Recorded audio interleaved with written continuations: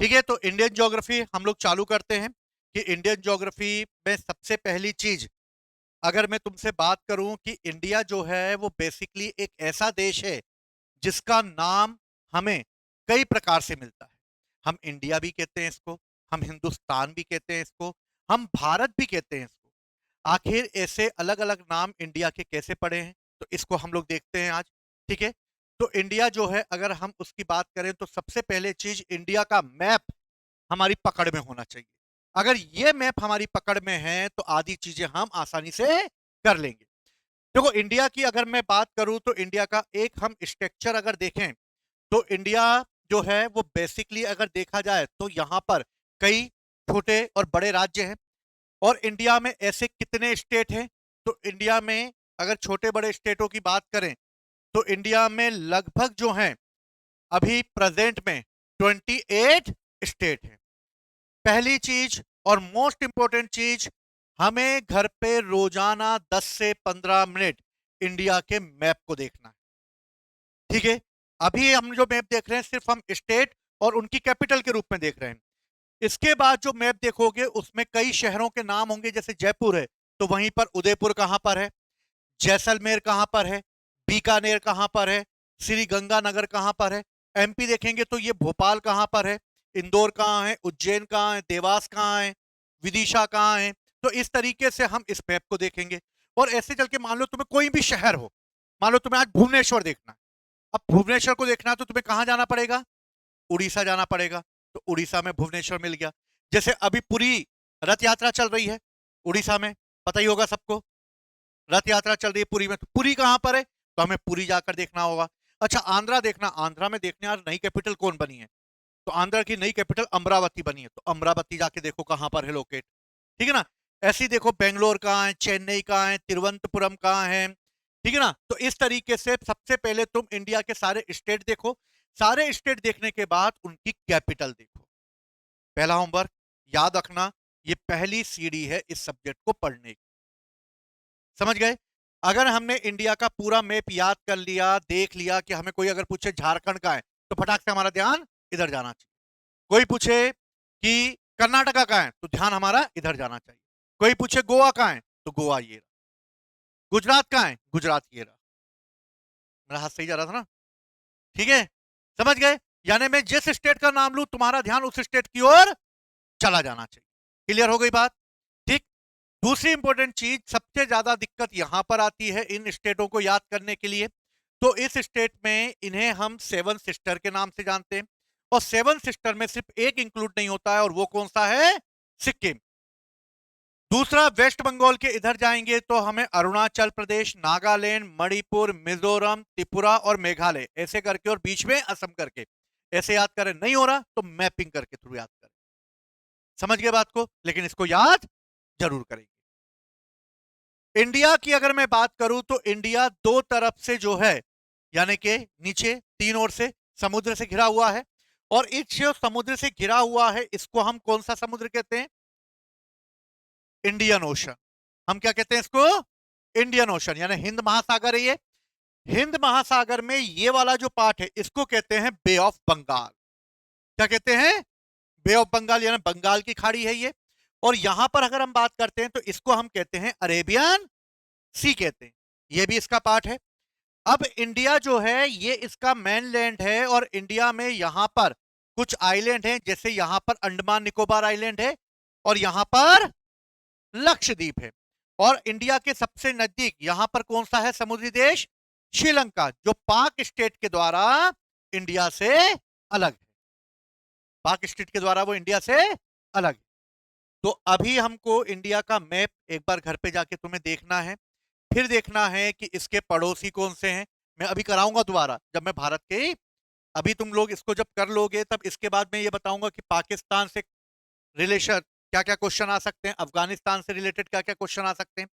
तो यहाँ पाकिस्तान है, ऊपर क्या है, यहाँ पर अफगानिस्तान है, यहाँ पर क्या है, चाइना है, यहाँ क्या है, नेपाल है, यहाँ क्या है, भूटान है, यहाँ क्या है, म्यांमार है, और यहाँ पर क्या है, बांग्लादेश।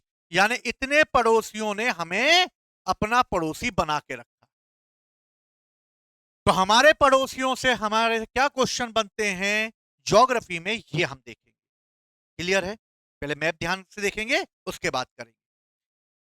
चलो ठीक है, करके करोगे ये, फिर नेक्स्ट क्लास में इसी पे लूंगा, ठीक है? नीचे इंग्लिश में लिखा हुआ है ये, है ना? अभी मैं इसको बता देता हूं जरा। देखो पहली चीज, अगर मैं वैदिक सिविलाइजेशन की बात करता हूं, तो वैदिक सिविलाइजेशन में अगर देखा जाए तो सबसे पहले आर्य लोग जो हैं, यानी अगर हम सब अपनी बात करें तो हम सब क्या हैं? हम सब आर्यन। हम सब क्या हैं? आर्यन।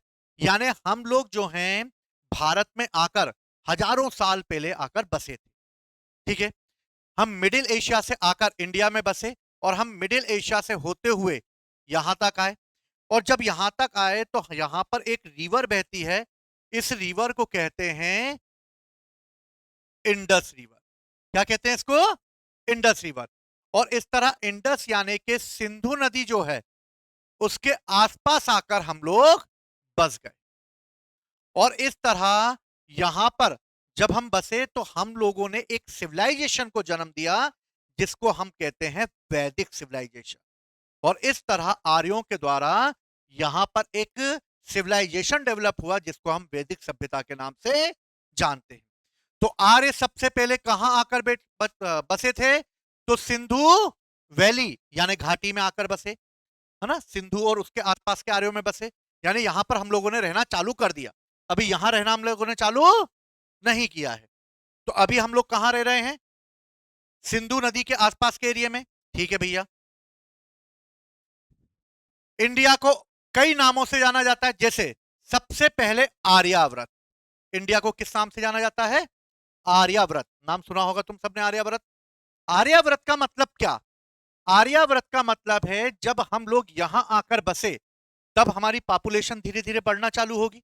अब बढ़ना चालू होगी तो हमें जगह की जरूरत पड़ेगी। जगह की जरूरत पड़ेगी तो हम लोग क्या करेंगे? यहां पर जो भी पेड़ पौधे होंगे उनको काटकर मैदानों में तब्दील कर देंगे। मनुष्य कुछ भी कर सकता है। तो यहां पे गंगा और यमुना नदी का एरिया था, यानी यहां पर गंगा नदी ऐसे बहती है और यहां पर यमुना नदी आकर बहती है। तो हम लोग यहां से आगे बढ़ेंगे और आगे बढ़कर हम जो ये गंगा और यमुना का एरिया है, इस एरिया में आकर बस जाएंगे। और इस तरह हम इस पूरे एरिया में बस जाएंगे, और हमारा साउथ तक अगर देखा जाए तो साउथ तक हम एक नदी तक फैल जाएंगे, जिसका नाम है नर्मदा रिवर। तो नॉर्थ में हिमालय से लेकर साउथ में नर्मदा तक, वेस्ट में सिंधु नदी से लेकर ईस्ट में गंगा और ब्रह्मपुत्रा और उसकी ट्रिब्यूटरी गंडक वगैरह रिवर जो हैं वहां तक, यानी कि गंगा और यमुना नदी तक, यानी इस पूरे एरिया में हम लोग फैल जाएंगे, और यही पूरा एरिया कहलाएगा आर्यावर्त। समझ में आई बात? साउथ का एरिया दक्षिणावर्त, संस्कृत में वर्ड यूज करते हैं इसलिए साउथ को दक्षिणावर्त, यानी दक्षिण है, साउथ है। और नॉर्थ का है, इसको हम कहते हैं आर्याव्रत। आर्याव्रत आर्यों के द्वारा बनाया गया एरिया, व्रत यानी एरिया। तो आर्यों के द्वारा बनाया गया एरिया आर्याव्रत कहलाएगा। तो इंडिया को हमने क्या कहा? आर्यावर्त। समझ गए आर्यावर्त क्या होता है? अब और देखते हैं, यानी उत्तर भारत में रहने वाले आर्यों के नाम पर इसको क्या कहा गया? आर्यावर्त। अब हम देखते हैं इसका नाम भारत कैसे पड़ा। इस समय भरत, भारत का नाम जो है वो एक राजा हुए दुष्यंत, और उनकी पत्नी हुई शकुंतला, और उनका एक पुत्र हुआ जिसका नाम था भरत। क्या नाम था? भरत। जो आगे चलकर एक चक्रवर्ती सम्राट बनेगा। और भरत का फोटो तुमने सरस्वती विद्या मंदिर की स्कूल की जो पाठ्य पुस्तक आती है या बुक्स आती हैं, किसी ने देखा नहीं होगा क्योंकि तुम उस स्कूल में पढ़े नहीं हो कोई भी। उस स्कूल में अगर देखोगे तो उसके फ्रंट पेज पे तुम्हें एक शेर का मुंह फाड़कर एक बच्चा उसके दांत गिनते हुए दिखाई देगा। अगर तुम लोगों ने ऐसा अगर पिक्चर कभी देखी हो कि एक बच्चा जो है वो शेर को पकड़कर उसका मुंह खोलकर उसके दांत गिन रहा है, वो बालक कोई और नहीं बल्कि वो राजा भरत का चित्र है। और इन्हीं राजा भरत जो कि भारत के एक महान शासक हुए, इन्हीं के नाम पर पड़ गया भारत का नाम भारत। अब समझ में आ गया भारत का नाम भारत क्यों पड़ा? ठीक है, आर्यावर्त क्यों पड़ा? समझ में आ रही बात? अगला नाम देखते हैं हम लोग, जम्बू द्वीप। जम्बू द्वीप भी इंडिया को कहा जाता है। जम्बू द्वीप इंडिया को क्यों कहा जाता है? क्योंकि यहां पर बहुत सारे जामुन के पेड़ हुआ करते थे, क्योंकि जंगलों को काटा हम लोगों ने और यहां पे जामुनों के बहुत सारे पेड़ हुआ करते थे। इसलिए जो भारत में मौर्य एम्पायर का एक शासक हुआ जिसका नाम था अशोक, और अशोक ने अपने अभिलेखों में भारत को भारत नहीं बल्कि जम्बू द्वीप कहा। क्या कहा है? जम्बू द्वीप। अशोक ने अपने इंस्क्रिप्शन यानी शिलालेख बनाए। शिलालेख मतलब पत्थर, और पत्थर पर लिखवाया उसने, और यहीं पर उससे बताया गया है कि वो जम्बू द्वीप पर शासन करने वाला शासक है। यानी कि भारत का नाम हमें अशोक के अभिलेखों में क्या मिल रहा है? जम्बू द्वीप। इसलिए कई बार तुम लोग बुक्स वगैरह में या फिर किसी में देखते होगे तो जम्बू द्वीप लिखा रहता है, कभी अगर तुम लोगों ने ध्यान दिया हो तो, है ना? जम्बू द्वीप लिखा रहता है। आगे, हिंदुस्तान, ये भी भारत का नाम है। हिंदुस्तान भारत का नाम ईरानियों ने रखा। किसने रखा? ईरानियों ने। ईरानी जब भारत में आए तो वो सिंधु नदी के पास आए। किस नदी के पास आए? सिंधु नदी। सिंधु में सा को उन्होंने बना दिया हा। सा को क्या बना दिया उन्होंने? हा। और सिंधु का नाम हो गया हिंदू। सिंधु का नाम क्या हो गया? वो सा को हा बोलते थे, तो सिंधु से क्या हो गया? हिंदू। और हिंदू हो गया, और हिंदू जो है वो सिंधु नदी के आसपास रहने वाले लोगों के लिए यूज किया जाने लगा। और इस तरह जहां पर ये लोग रहते हैं, यानी भारत में रहने वाले जो लोग सिंधु नदी के आसपास जो रहते हैं, उनके रहने के स्थान को कह दिया गया हिंदुस्तान। बात समझ में आई? क्या कह दिया गया? हिंदुस्तान कह दिया, और इस तरह हिंदुस्तान का नाम हिंदुस्तान पड़ा। क्लियर है? हिंदुस्तान एक वर्ड है जो भारत के लिए यूज किया गया है। अगर हम इसकी बात करें तो ये पहली बार हमें ससानी नामक एक रूलर हुआ, उसका एक इंस्क्रिप्शन है जिसका नाम है नश्क ए रुस्तम। और नश्क ए रुस्तम जो है उसमें शाहपुर फर्स्ट नामक एक राजा हुआ, उसने नश्क ए रुस्तम नामक एक इंस्क्रिप्शन लिखवाया, और इस इंस्क्रिप्शन में उसने लिखा कि एक पड़ोसी देश है मेरा जिसका नाम है हिंदुस्तान।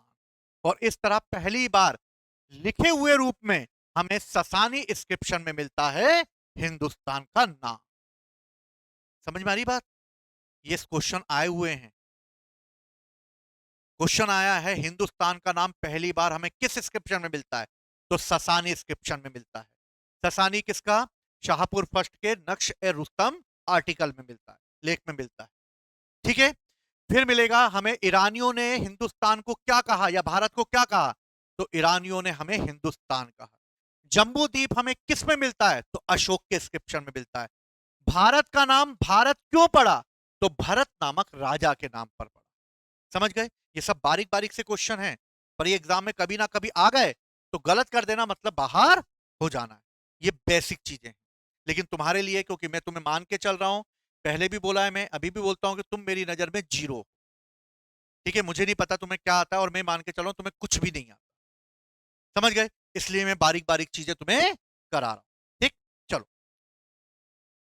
भारतवर्ष या भारतवर्ष, इसका भी हमें पहली बार इंस्क्रिप्शन जो है वो खारवेल के हाथी गुफा इंस्क्रिप्शन में मिलता है। खारवेल एक राजा है, और खारवेल का एक अभिलेख है जो उसने लिखवाया है, उसका नाम है हाथी गुफा अभिलेख, और उसमें हमें भारतवर्ष के नाम से इंफॉर्मेशन मिलती है। क्लियर है? अगर देखा जाए तो 13 सेंचुरी तक आते आते भारत का नाम भारत हट गया, और भारत की जगह, क्योंकि मुसलमान भारत में आ चुके थे, इसलिए मुसलमानों ने इंडिया को भारत नहीं कहा, उसने भारत को हिंदुस्तान कहा। इसलिए तुम कभी भी मुगलों के या दिल्ली सल्तनत के शासकों के अगर मूवी वगैरह देखते हो, जैसे मान लो अभी जो आई थी औरंगजेब और उसकी छावा मूवी आई थी, शिवाजी महाराज के पुत्र संभाजी महाराज की, तो आई थी, तो उसमें औरंगजेब क्या बोलता है? हिंदुस्तान मेरे कदमों में होगा। वो हिंदुस्तान शब्द यूज कर रहे हैं, वो भारत यूज नहीं कर रहे। वो क्या वर्ड यूज कर रहे हैं? हिंदुस्तान। क्यों हिंदुस्तान यूज कर रहे हैं?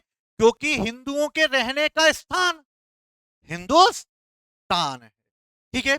इसलिए हिंदुस्तान का पहला वर्णन हमें 13th सेंचुरी में एक फारसी हिस्टोरिकल मिनाजुस सिराज की बुक तबकाते नासिरी में मिलता है, जिसमें उसने हिंदुस्तान शब्द का प्रयोग पॉलिटिकल पॉइंट ऑफ व्यू से किया।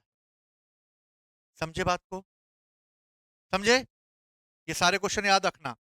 अब बात आती है भारत का नाम, जो आजकल तुम लोग सब बोलते हो इंडिया। इंडिया यूनानियों की देन।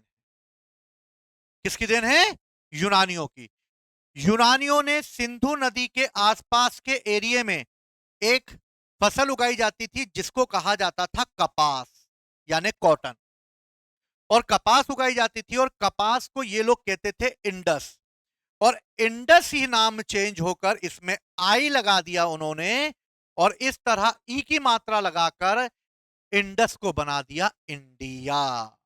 और इस तरह भारत का नाम पड़ गया इंडिया। बात समझ में आ गई? समझ गए बेसिक चीजें?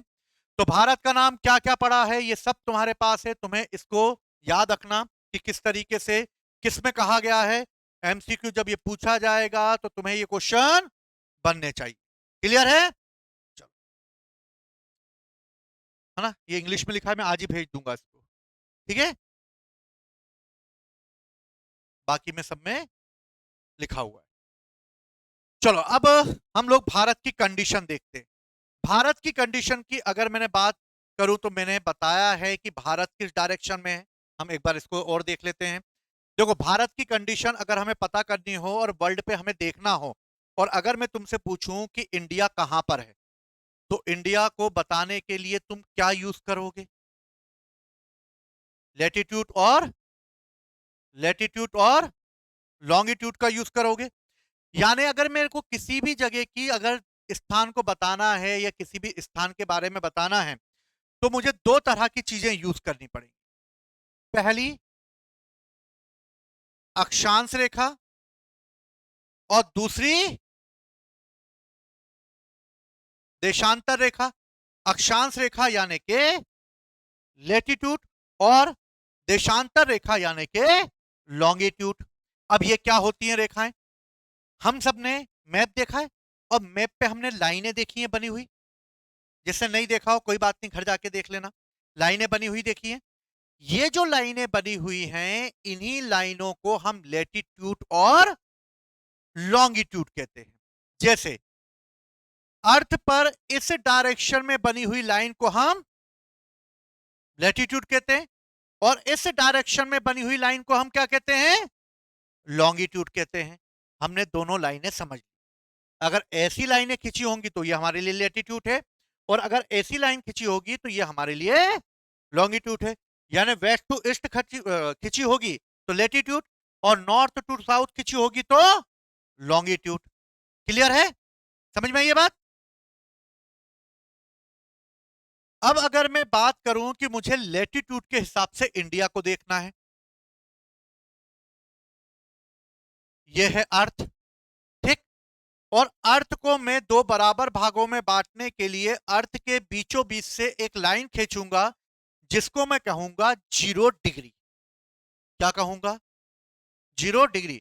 बनाते हुए भी चलना। समझ गए? जैसे बना लिया, ठीक है, बनाते हुए भी चलना। तो हम इसको क्या कहेंगे? 0 डिग्री। 0 डिग्री जो इसको दो बराबर भागों में बांट रही है, तो 0 डिग्री के ऊपर नॉर्थ होगा, तो और 0 डिग्री के नीचे क्या होगा? साउथ होगा। यही होगा ना? 0 डिग्री को कहते हैं इक्वेटर, यानी कि इसको कहते हैं हिंदी में भूमध्य रेखा और विषुवत रेखा। क्लियर है? इसे इक्वेटर कहते हैं, हिंदी में कहते हैं भूमध्य रेखा या फिर विषुवत रेखा। अब 0 डिग्री के ऊपर अगर मैं जाऊंगा तो 0 डिग्री के ऊपर जाते हुए 1 2 3 4 ऐसे के लाइनें होंगी, होंगी ऐसे। और अगर मैं 0 डिग्री के नीचे जाऊंगा तो भी 1 2 3 4 ऐसे करते हुए लाइनें होंगी, होंगी ऐसी लाइनें। ऐसी ही एक लाइन ऊपर से होकर गुजरेगी, जो होगी 23.5 पर। इसे मैं कहता हूं, मतलब मैं नहीं कहता, तो इसमें लिखा ही है टॉपिक ऑफ कैंसर यानी कर्क रेखा। इसको मैं क्या कहूंगा?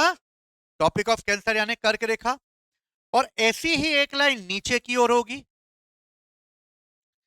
इसको मैं कहता हूं 23.5 यानी के मकर रेखा, यानी टॉपिक ऑफ कैप्रिकॉर्न। क्लियर हो गई बात? 0 डिग्री के ऊपर टॉपिक ऑफ कैंसर, 0 डिग्री के नीचे टॉपिक ऑफ कैप्रिकॉर्न यानी कर्क रेखा, और नीचे मकर रेखा। क्लियर है? अब मुझे इंडिया पता करना है कि इंडिया नॉर्थ साइड है कि इंडिया साउथ की साइड है।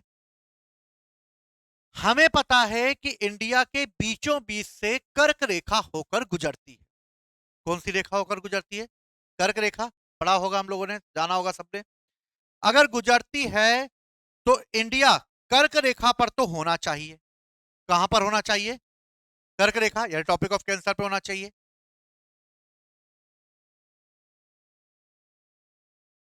और ये है इंडिया। और इंडिया 0 डिग्री के ऊपर यानी नॉर्थ में है, इसलिए अक्षांश के हिसाब से इंडिया जो है वो नॉर्थ जो है हेमिस्फीयर यानी कि नॉर्थ पोल में स्थित है, यानी उत्तरी गोलार्ध में स्थित है। बात समझ में आई? पहली लाइन को समझाने के लिए इस मैपिंग की जरूरत है। समझे बात को?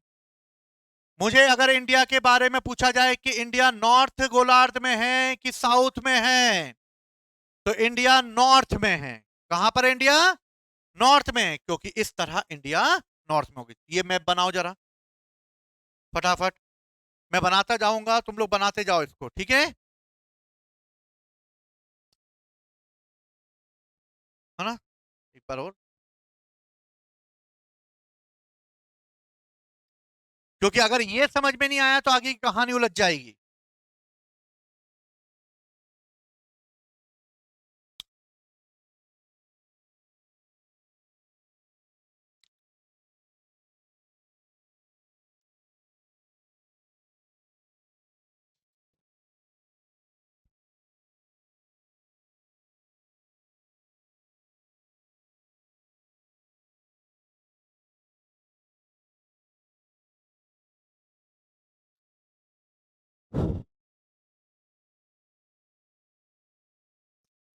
तो अक्षांश के हिसाब से अगर मैं बात करता हूं तो इंडिया मुझे किस पोल में दिखाई दे रहा है? इंडिया मुझे नॉर्थ पोल में दिखाई दे रहा। ठीक है, यानी इंडिया जो है वो नॉर्थ में स्थित है लेटीट्यूड के हिसाब से। क्लियर है?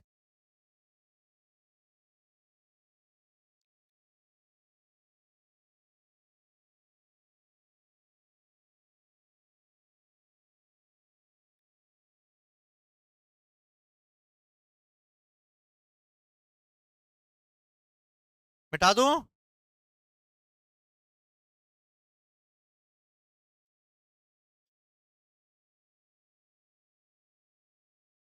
चलो, अब लेटीट्यूड के हिसाब से हमने नॉर्थ पोल में देख लिया, अब हम देखेंगे लॉन्गिट्यूड के हिसाब से।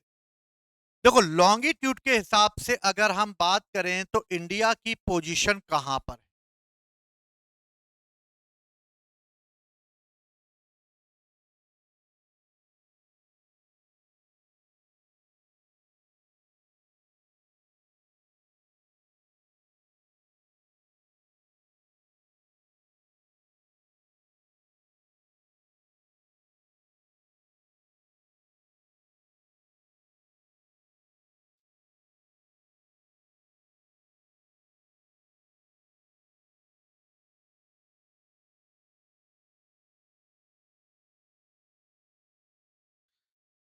ये वर्ल्ड का मैप है।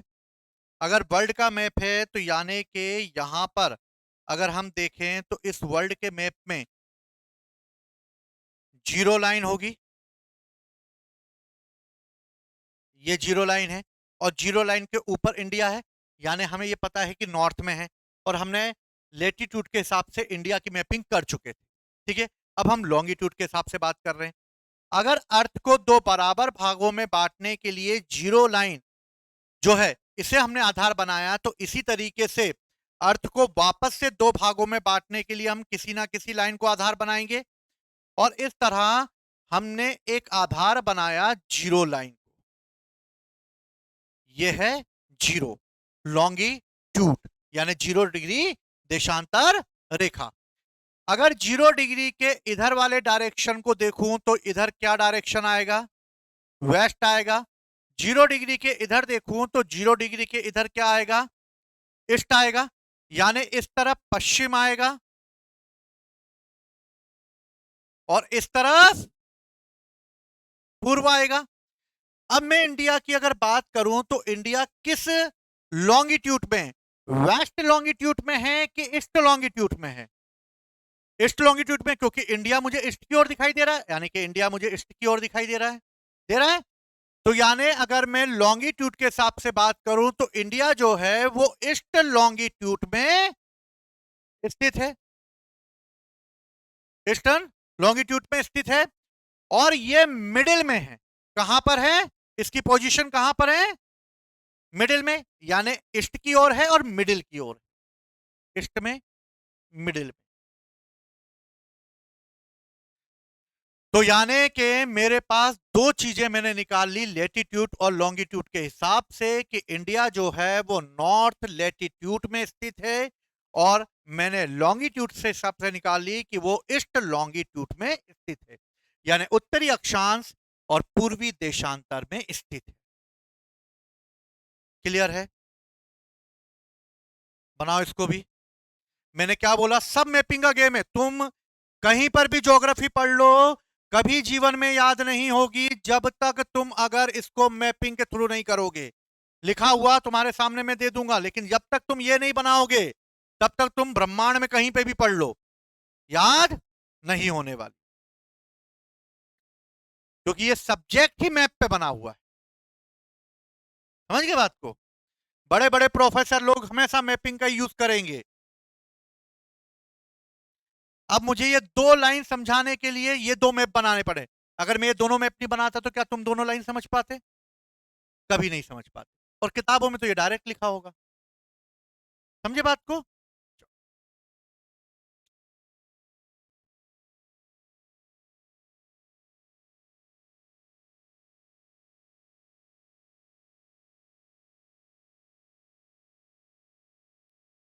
क्लियर है?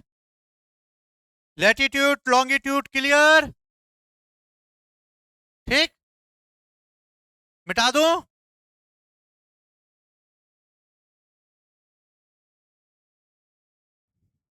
आगे बढ़े। ठीक है भैया, अब यह है इंडिया का मैप। इंडिया का मैप है। मुझे पता है इंडिया के नीचे से होकर एक रेखा गुजर रही है जिसको मैंने क्या नाम दिया है? 0 डिग्री इक्वेटर। और इक्वेटर के ऊपर है, यानी कि 0 डिग्री के ऊपर है इंडिया। क्लियर? अब 0 डिग्री के ऊपर है, यानी कि 0 डिग्री के ऊपर जड़ूंगा तो फिर 1 2 3 4 करते हुए ऐसे ऐसे लाइन जाएगी, जाएगी। जब ऊपर बढ़ते हुए ऐसी लाइनें जाएंगी तो इंडिया का कोई ना कोई एरिया सबसे पहले हमारे किसी ना किसी लेटीट्यूड से तो टकराएगा। अब जैसे ही करके मैं 1 2 3 4 करते ऊपर जाऊंगा तो ये आइलैंड है इंडिया के, और इन आइलैंड का नाम क्या है? अंडमान निकोबार आइलैंड। याद है मैंने स्टार्टिंग में बताया क्या आइलैंड है ये? अंडमान निकोबार आइलैंड। और ऐसे करते करते जब ये लाइनें ऊपर जाएंगी तो कोई ना कोई एक लाइन इसी अंडमान निकोबार आइलैंड के किसी ना किसी आइलैंड से होकर गुजरेगी, होकर गुजरेगी। मान लो वो ये आइलैंड है, मान लो ये वो आइलैंड है। मैंने उस आइलैंड को यहां जूम कर दिया और ये गुजर रही है जीरो लाइन। अब 0 डिग्री के ऊपर गया तो 0 डिग्री के ऊपर करके 1 2 3 ऐसे करते करते ऊपर गया तो कोई ना कोई एक लाइन इसी आइलैंड के सबसे साउथ वाले एरिया से होकर गुजरेगी, गुजरेगी। तो 0 ये है और 0 के बाद 1 2 3 4 5 ऐसे करते करते ऊपर जाऊंगा तो ये लाइन आएगी 6 और 6 डिग्री 4 मिनट। क्या होगा? नॉर्थ यानी उत्तर में है, लेटिट्यूड क्योंकि ये एक अक्षांश में स्थित है, 0 डिग्री के ऊपर है ना, यानी उत्तर पोल में, यानी अक्षांश है, ऐसी लाइन को हम अक्षांश कहते हैं। तो हमने अंडमान निकोबार आइलैंड का सबसे छोटा जो आइलैंड जो सबसे पहले पड़ेगा वो पड़ेगा सबसे पहला आइलैंड ये, और यहां से जो लाइन होकर गुजरेगी उसको कहेंगे हम 6 degree 4 minute north latitude. North क्यों? क्योंकि नॉर्थ में है। पहली चीज, हम साउथ में नहीं है, हम कहां हैं? नॉर्थ में है। ये जो आइलैंड है, इस आइलैंड का नाम है ग्रेट निकोबार। इस आइलैंड का नाम क्या है? ग्रेट निकोबार। और इस आइलैंड का जो पॉइंट है जहां से होकर ये लाइन होकर गुजर रही है, ये पॉइंट भारत की सबसे साउथ की सीमा है, यहां से इंडिया स्टार्ट होता है। ठीक, इसको कहते हैं इंदिरा पॉइंट। तो क्वेश्चन आएगा, भारत का सबसे साउथ का पॉइंट कौन सा है? तो भारत का सबसे साउथ का पॉइंट इंदिरा पॉइंट है। और इंदिरा पॉइंट को पिगमेलियन या पार्सन पॉइंट के नाम से भी जाना जाता था। समझ में आई बात? इंदिरा पॉइंट को पिगमेलियन यानी पार्सन पॉइंट के नाम से भी जाना जाता था, और यह भारत का सबसे साउथ वाला पॉइंट है। क्लियर है? समझ में आई बात? अब यहां से 6 डिग्री 4 मिनट से होकर गुजरेगा। अब इसके बाद मैं फिर ऊपर बढ़ूंगा, ऊपर बढ़ूंगा तो फिर से 6 के बाद 7, 7 के बाद 8, और ऐसे करते करते आगे बढ़ूंगा तो कोई ना कोई एक लाइन जो ये इंडिया का मेनलैंड है उसके यहां से होकर गुजरेगी। इंडिया का जो मेनलैंड है वहां से होकर गुजरेगी, और ये होगी 8 degree 4 minute north latitude. North latitude होगा क्योंकि हम नॉर्थ में ही हैं। समझ में आ रहा है कि नहीं आ रहा है? समझ गए बात को? क्या होगा? नॉर्थ। जरा सा भी अगर दिक्कत लगे तो कॉपी में लिख लेना, जैसी में होगा उसके बाद मुझसे पूछ लेना। ठीक है? अगर मन में खटास चलती रहे तो बीच में भी पूछ सकते हो। समझ गए? बिना समझा आगे नहीं बढ़ना। क्लियर है? अब मैं 8 डिग्री 4 मिनट पर है, 8 डिग्री 4 मिनट पर है, यानी कि मैंने मान लो इसको थोड़ा शॉर्ट फॉर्म में मैंने यहां पर ले लिया, इसको ले लिया ये, और ये लाइन मैंने यहां से गुजार दी। 8 डिग्री 4 मिनट नॉर्थ लेटीट्यूड है। तो यानी कि इंडिया का जो ये मेन लैंड है, इस मेन लैंड में कोई ना कोई पॉइंट तो होगा। ये इस पॉइंट को कहते हैं कन्याकुमारी। और कन्याकुमारी में जो ये पॉइंट है इसको कहते हैं कैप कैमोरीन।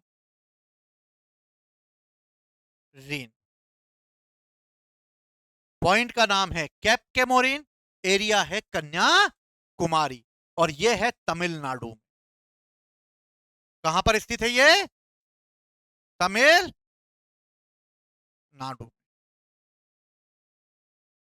समझे बात को? क्लियर है? अब क्वेश्चन कैसा आएगा? क्वेश्चन पूछा जाएगा कि भारत का सबसे साउथ वाला पॉइंट कौन सा है? तो भारत का सबसे साउथ वाला पॉइंट इंदिरा पॉइंट है। अब क्वेश्चन आएगा भारत के मेनलैंड का सबसे साउथ वाला पॉइंट कौन सा है? तो फिर कन्याकुमारी या कैप कैमोरीन होगा। समझ गए? जब तक वो मुख्य भूमि या मेन लैंड यूज ना करे। अगर उसे मेन लैंड यूज कर लिया है तो समझ लेना फिर कन्याकुमारी या कैप कैमोरीन जाना है, और अगर इसको यूज नहीं किया तो फिर इंदिरा पॉइंट ही होगा। समझे बात को? मैं एमसीक्यू भी लगवाऊंगा इसके अब। ठीक है? समझे बात को? अब आगे बढ़े, आगे बढ़ेंगे भैया, यहां से हम लोग आगे बढ़ेंगे। अब 8 के बाद 9, 10, 11, 12, 30 ऐसे करते करते आगे बढ़ते जाएंगे। और इंडिया के बीचों बीच से एक लाइन होकर गुजर रही है, जिसको हम 23.5 यानी क्या कह रहे हैं, टॉपिक ऑफ कैंसर यानी कर्क रेखा कह रहे हैं, बनाई थी मैंने। फिर 23 के बाद 24, 25, 26 ऐसे करते करते ऊपर जाएंगे, तो कोई ना कोई एक लाइन इंडिया के सबसे ऊपर से होकर गुजरेगी, जहां पर आके इंडिया समाप्त हो रहा होगा।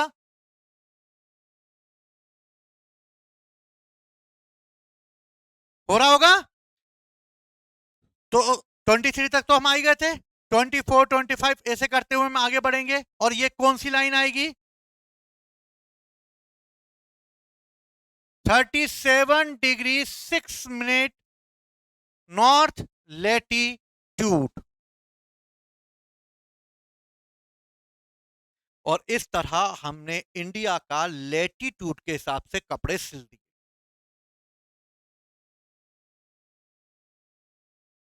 समझे बात को, समझे, यानी इंडिया का हमने इस हिसाब से कपड़े सिल दिए, यानी कि यहां भी इंडिया का कोई ना कोई पॉइंट तो होगा ही होगा, जो भारत का सबसे नॉर्थ पॉइंट कहलाएगा।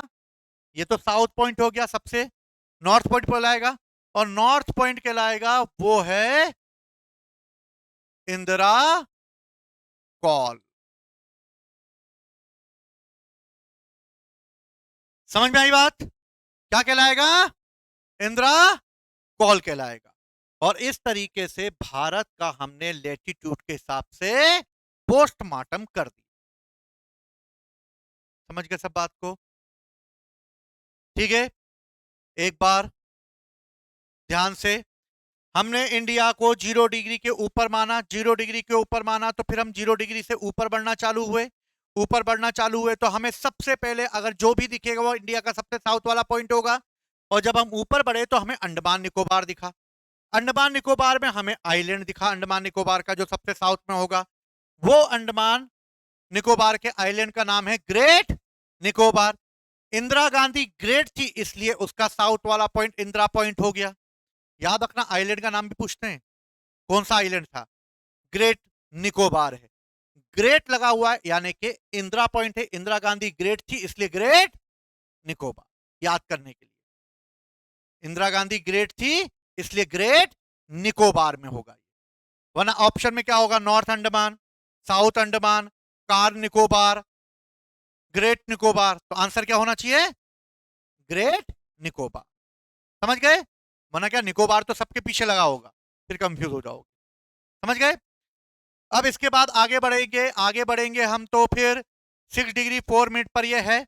इसके बाद आगे बढ़ेंगे, तो आगे बढ़ेंगे तो फिर लैंड जो है वो मेन लैंड तक आ जाएगा। मेन लैंड जो है उसका पॉइंट जो है वो कन्याकुमारी यानी कैप कैमोरिन है, जिसे 8 डिग्री 4 मिनट कहते हैं। उसके बाद ऊपर जाएंगे तो 23.5 आएगा, और उसके ऊपर जाएंगे तो सबसे ऊपर 37 डिग्री 6 मिनट आएगा, जिसे हम इंदिरा कॉल कहेंगे। और इस तरह मेरिडियन यानी भूमध्य रेखा की अगर हम बात करते हैं, तो भूमध्य रेखा के नॉर्थ में जाने पर हमें 6 डिग्री 4 यानी कि 8 डिग्री 4 से 37 डिग्री 6 नॉर्थ लेटीट्यूड में स्थित है। यह समझाने के लिए इतनी लाइन जरूरी थी। अब ये लाइन समझाने के लिए मुझे ये समझाना पड़ा। अब समझ में आई ये लाइन पूरी, समझ गए, ये भी समझ में आ गया, ये भी समझ में आ गया, ये भी समझ में आ गया, समझ गए। 6 डिग्री 4, 8 डिग्री 4, 37 डिग्री 6 मिनट याद करने के लिए हम इसको अंकों की तरह याद कर सकते हैं। जैसे इंडिया का लेटीट्यूड पूछा जाए तो इंडिया का लेटीट्यूड 64 या 84 से 376 है। हिंदी में याद करना चाहो तो 64-84 से 376। समझ के बात को, जिसको जैसा याद करना हो, मोबाइल नंबर की तरह याद कर लो, काम हो जाएगा तुम्हारा, 6484376 बस। पर याद रखना, ये डेटा तो याद कर लिया, लेकिन नॉर्थ लेटीट्यूड लगाना मत भूलना, साउथ लेटीट्यूड नहीं, ईस्ट लेटीट्यूड नहीं, वेस्ट लेटीट्यूड नहीं, लेटीट्यूड में भी कौन सा लेटीट्यूड, नॉर्थ लेटीट्यूड। ऑप्शन में चारों होंगे ये, लेकिन होगा कौन सा? North latitude. क्लियर है? समझे बात को? बना लिया ये? मिटा दो? क्योंकि लेटीट्यूड लॉन्गिट्यूड याद हो गया तो बाकी चीजें तो आसानी से याद हो जाएंगी। समझ गए? फिर बाद में तो हमें मैपिंग करना है, क्योंकि यही समझने में बच्चों को बहुत मेहनत लगती है। और पहली लाइन ही अगर पढ़ा और पहली लाइन ही समझ में नहीं आई, मतलब यही समझ में नहीं आई, तो तुम्हारा दिमाग आगे पढ़ने की इच्छा ही खत्म कर देगा। समझे बात को? चलो आगे बढ़े हम। अब मैंने तुम्हें बताया कि यहां से एक मैप बनाया था, और मैप में मैंने तुम्हें बताया था कि जीरो लाइन जो है वो होकर गुजर रही है। जीरो लाइन होकर गुजर रही है, यानी कि यहां पर जीरो लाइन में बना देता हूं। जीरो लाइन, अभी मैं लेटीट्यूड लॉन्गिट्यूड को डीप में नहीं पढ़ा रहा हूं, मैं वर्ल्ड ज्योग्राफी में पढ़ाऊंगा उसको। समझ गए? अर्थ के रोटेशन के किस हिसाब से क्या होता है, वो कितनी दूरी होती है, अभी इंडियन ज्योग्राफी में इसकी जरूरत नहीं है। जीरो डिग्री के इधर जाएंगे तो जीरो डिग्री के इधर वेस्ट, जीरो डिग्री के इधर जाएंगे तो जीरो डिग्री के इधर ईस्ट है। ये जीरो लाइन कहां से ली जाती है? तो ये जीरो लाइन ली जाती है लंदन के ग्रीन विच से ली जाती है। ठीक है? अब जीरो डिग्री के इधर अगर मैं बढ़ूंगा तो जीरो डिग्री के इधर बढ़ूंगा तो 1 2 3 4 5 ऐसे करते करते लाइनें बढ़ेंगी, बढ़ेंगी ऐसे करते करते लाइनें। और कोई ना कोई एक लाइन इंडिया के यहां से होकर गुजरेगी, गुजरेगी। और जो यहां से होकर गुजरेगी तो 1 2 3 4 करते हुए आऊंगा तो ये लाइन कौन सी होगी? 68 degree 7 minute east longitude, latitude नहीं, लॉन्गिट्यूड, यानी ईस्ट, यानी कि पूर्वी देशांतर। क्या होगी? पूर्वी देशांतर, क्योंकि ये रेखा क्या है? देशांतर रेखा है, यानी लॉन्गिट्यूड है। अब मैं 68 7 से आगे बढ़ूंगा तो 69 17 ऐसे करते करते आगे बढ़ूंगा तो कोई ना कोई एक लाइन इंडिया के यहां से होकर गुजरेगी, गुजरेगी। तो ये लाइन कौन सी होगी? 97 डिग्री 25 ईस्ट लॉन्गिट्यूड। कौन सी लाइन होगी? ईस्ट लॉन्गिट्यूड होगी। समझ में आई बात? यानी इंडिया का कोई ना कोई यहां एक पॉइंट होगा और इंडिया का कोई ना कोई यहां एक पॉइंट होगा, यानी इंडिया के वेस्ट में गुजरात में जो पॉइंट है इसको इसको कहते हैं गोर माता, और यहां पर जो पॉइंट है इसको कहते हैं की बीथू, जो अरुणाचल में स्थित है। समझ गए? तो इंडिया के चारों पॉइंट निकाल लिए हमने, इंदिरा पॉइंट और साउथ में केप केमोरिन, फिर इंदिरा कॉल, गोर माता और की बीथू। क्लियर हुई बात? समझे बात को?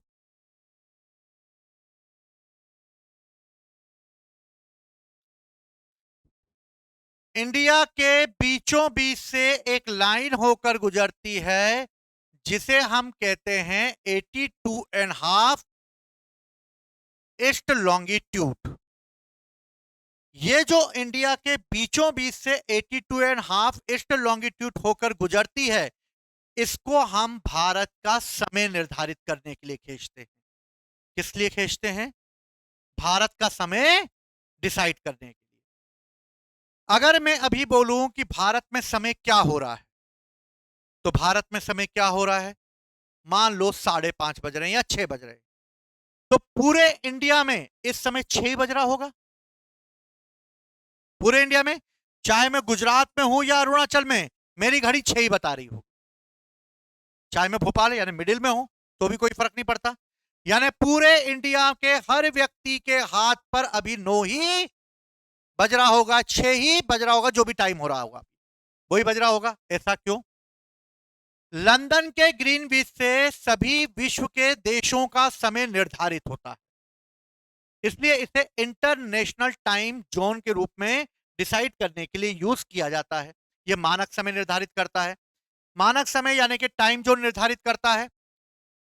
अर्थ अपने एक्सेस पे घूमती है और अर्थ अपने एक्सेस पे 1 डिग्री घूमने में 4 मिनट का समय लेती है।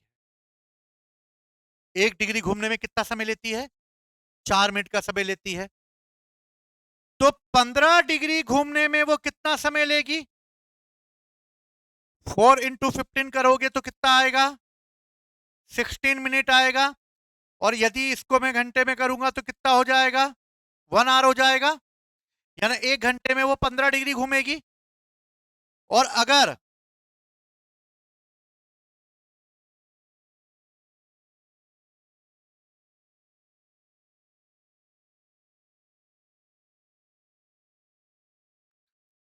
180 डिग्री घुमाना हो तो मुझे 12 घंटे का समय लग जाएगा। और 360 डिग्री घुमाना हो तो मुझे 24 घंटे का समय लग जाएगा। लग जाएगा। अगर 1 डिग्री घूमने में 4 मिनट का समय ले रही है तो 15 डिग्री घूमने में वो 60 मिनट यानी 1 घंटे का समय लेगी। और इसी आधार पर मुझे 180 डिग्री घुमाना हो तो वो 12 घंटे का समय ले लेगी। और 360 डिग्री घुमाना हो तो कितना समय ले लेगी? मुझे पता है अर्थ गोल है और गोल चीज 360 डिग्री होती है। अगर गोल चीज 360 डिग्री होती है यानी कि 360 डिग्री घूमने में अर्थ को 24 घंटे का समय लगता है। एक दिन 24 घंटे का होता है। दिन और रात मिलाओगे तो यही होता है ना। दिन और रात कितने का होता है? 24 घंटे का होता है। सिंपल सी चीज। और ये निकल आया 24 घंटे का समय। क्लियर? समझ में आई बात? कोई दिक्कत? समझे बात को? अब 0 डिग्री से मैंने अपना मानक समय 82.5 डिग्री रखा है। अगर मैंने 82.5 डिग्री रखा है यानी कि मैं अपना समय 82.5 डिग्री से लूंगा जो भारत का एक समय निर्धारित करेगा। तो मुझे बताओ 1 डिग्री घूमने में 4 मिनट का समय लगता है तो 82.5 डिग्री घूमने में कितना समय लगेगा? 1 डिग्री घूमने में जब 4 मिनट का समय लगता है तो 0 से 82.5 डिग्री तक आने में मुझे कितना समय लगेगा?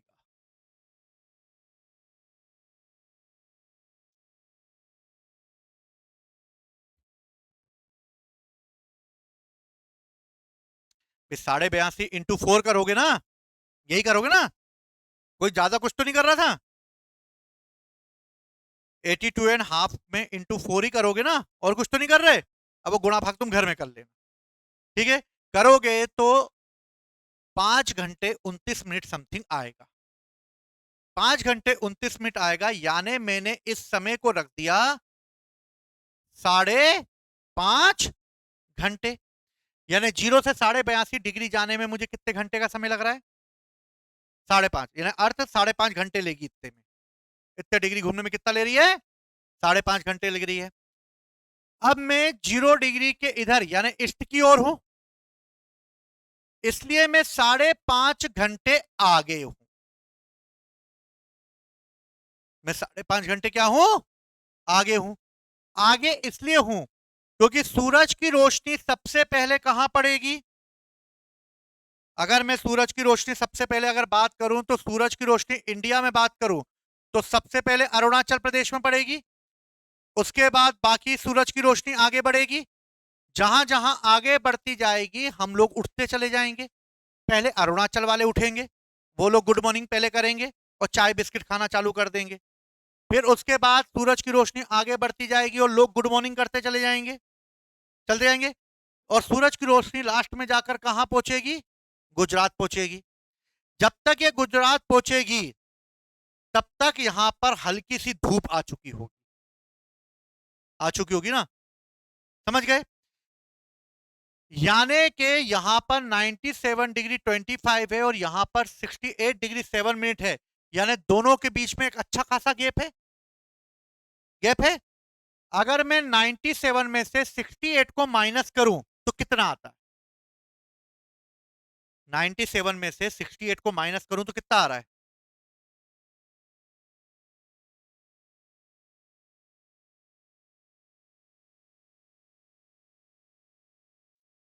कितना आया?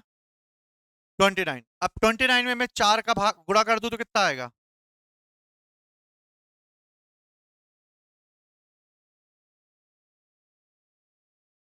30 में कर दो, 30 में गुणा कर दो 4 का, 120 आएगा। यानी दोनों के बीच का डिफरेंस कितना निकल रहा है? दोनों के बीच का डिफरेंस लगभग 29 निकल रहा है। मतलब इसको राउंड फिगर में मैं 30 कर सकता हूं, 30 कर सकता हूं। यानी 30 डिग्री है दोनों के बीच का अंतर। अगर दोनों के बीच का अंतर 30 डिग्री है, यानी कि 30 डिग्री अर्थ को घूमना है अरुणाचल प्रदेश से गुजरात तक आने में। यानी 30 डिग्री घूमने में उसे 1 डिग्री घूमने में 4 मिनट का समय लग रहा था, तो 30 डिग्री घूमने में यानी 120 लगेगा। और 120 को अगर मुझे घंटे में बदलना होगा तो कितने घंटे निकल आएंगे? यानी कि भारत में गुजरात से अरुणाचल की बीच की दूरी 2 घंटे की है। तो याद रखना कितने घंटे की दोनों के बीच की दूरी? 2 घंटे की। समझ में आई बात? अगर यहां पर सूरज की रोशनी निकल रही है तो यहां से यहां तक आने में कितना समय लग रहा है? 2 घंटे का समय लगेगा। इसलिए अरुणाचल वाले हमसे 2 घंटे आगे रहेंगे।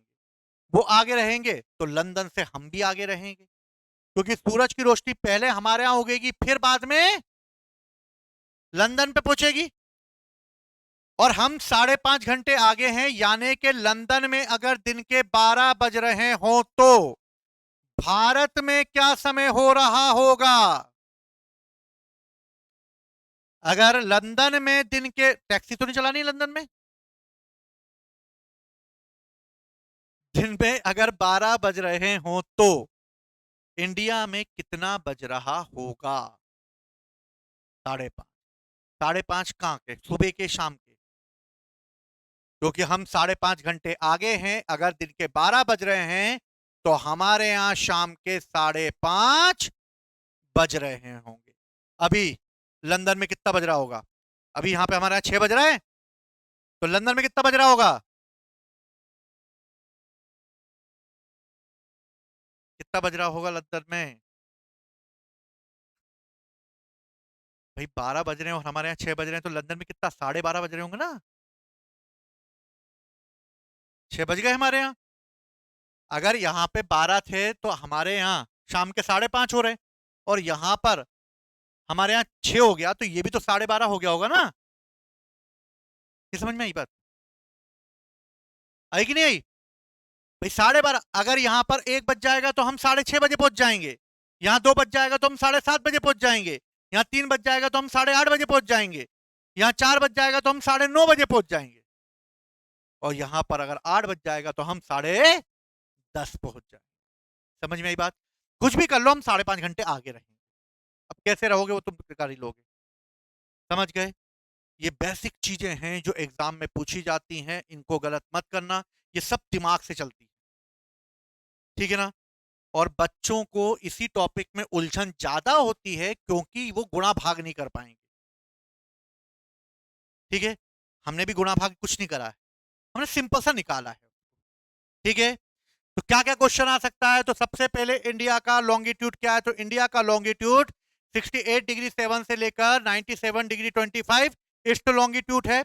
इंडिया के बीचों बीच से होकर 82.5 निकलती है, जिसको हम भारत का समय निर्धारित करते हैं। और ये भारत के इलाहाबाद के नैनी यानी के मिर्जापुर से होकर गुजरती है। इलाहाबाद के नैनी यानी के मिर्जापुर से होकर गुजरती है। और भारत का मानक समय कहां से लिया जाता है?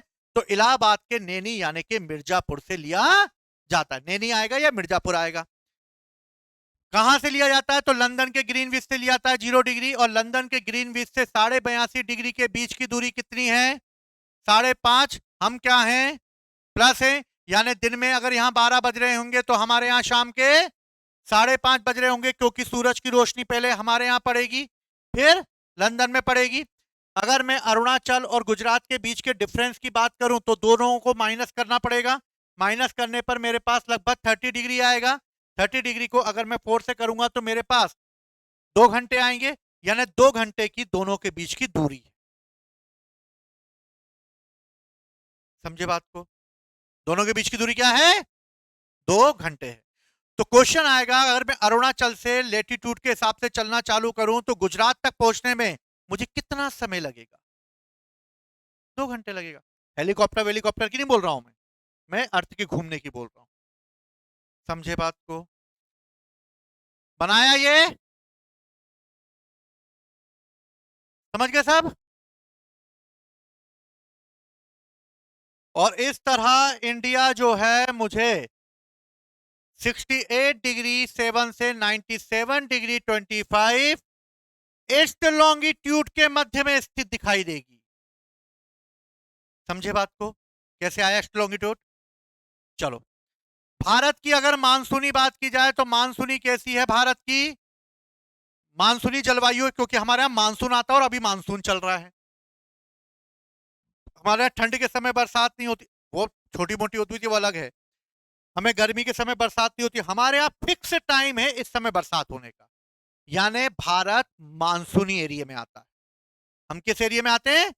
तो हमारे यहाँ का क्लाइमेट कैसा है? मानसूनी क्लाइमेट है। हम 0 डिग्री के ऊपर स्थित हैं, यानी कि हम ट्रॉपिकल जोन में स्थित हैं। हम ट्रॉपिकल जोन में स्थित हैं, मतलब कि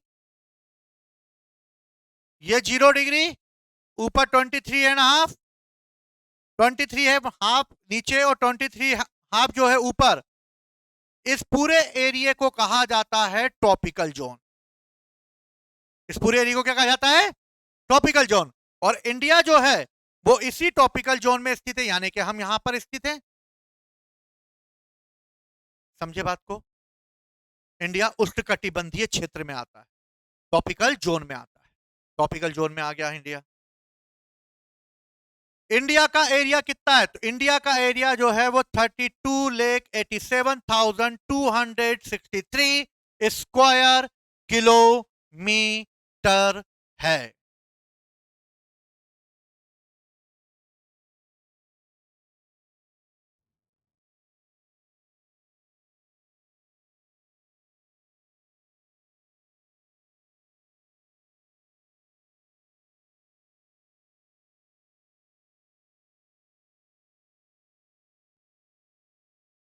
कितना है भारत का एरिया?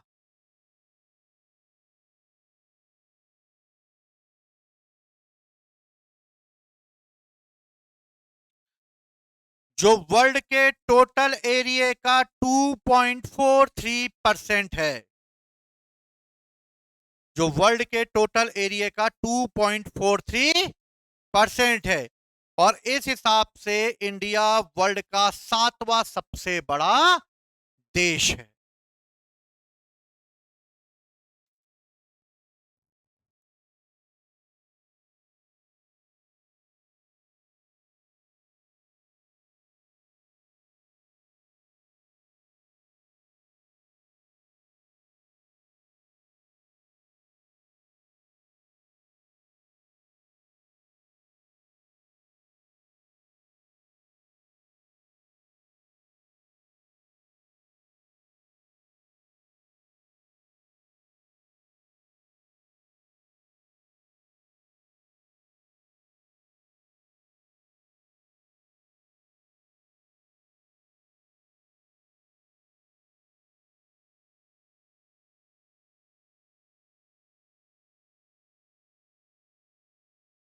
क्लियर?